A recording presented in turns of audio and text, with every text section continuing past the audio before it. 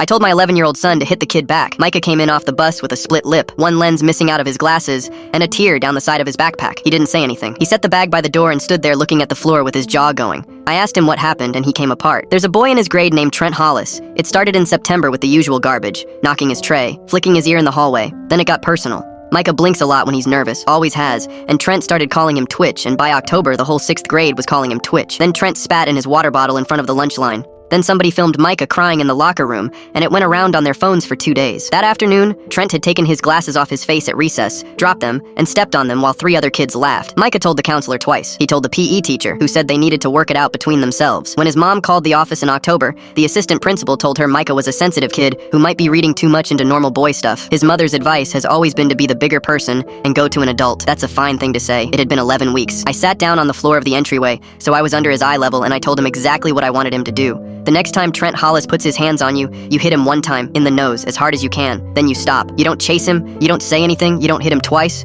One time, and then you stand there and take whatever comes. He said, "But you said fighting's wrong." I said it is. I said, "This isn't fighting, it's a period at the end of a sentence." He asked if he'd get in trouble. I told him that was my problem, not his. The school called me at 12:50 on Thursday. Trent had taken his glasses again at lunch, in front of the whole table, and held them over his tray. Micah hit him once, in the face. The kid's nose opened up, and he went down and sat there in front of everybody with both hands over his face. Then Micah stood there and waited, exactly like I told him. They had him in the office looking scared but sitting up straight, which is more than I'd seen out of him in 2 months. Ms. Fenner, the assistant principal, was not pleased with me. She said they have zero tolerance for violence, and that Micah told them his father had instructed him to do it. I said that was correct, and I'd tell him the same thing again tomorrow. She said, "Excuse me?" I said, "My son came to your staff 3 separate times." I asked her to show me the write-ups. She started talking about informal conversations and documentation practices. I told her that meant she didn't have a policy, she had a preference. 0 tolerance for the kid who finally does something, and 11 weeks of tolerance for the one who started it.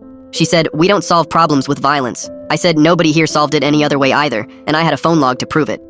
She got flustered and started talking about how they'd be looking into Trent's conduct and considering consequences. Micah got 3 days out of school. Trent got 1 day of in-school suspension after they finally pulled his file and actually read it. His mother was furious with me. Still is somewhat. She thinks I taught him the wrong lesson and that it could have gone very differently. She might be right. I've thought about it. But here's what happened. When Micah went back on Tuesday, Trent Hollis wouldn't look at him. Not once. All week. And the story got around, and then other kids started talking. A boy named Owen told his mother about getting shoved into a locker in April. 2 girls came forward about the pictures Trent had been passing around. One mother emailed the principal with dates going back to 4th grade. By Thanksgiving break, Trent's family had moved him to the district over. The counselor called me in December, and she was decent about it. She said 6 families had raised concerns about that boy in 3 years, and nothing had ever moved. She didn't say it took a bloody nose. She didn't have to. Micah's fine now. Better than fine. He sits with a group of kids at lunch who look out for each other. He joined jazz band, and he actually practices without being told. His grades came up half a letter across the board. Last month, he asked me, out of nowhere at the kitchen table, whether he did the right thing. I told him the truth. You did, and look at it. You only had to do it once.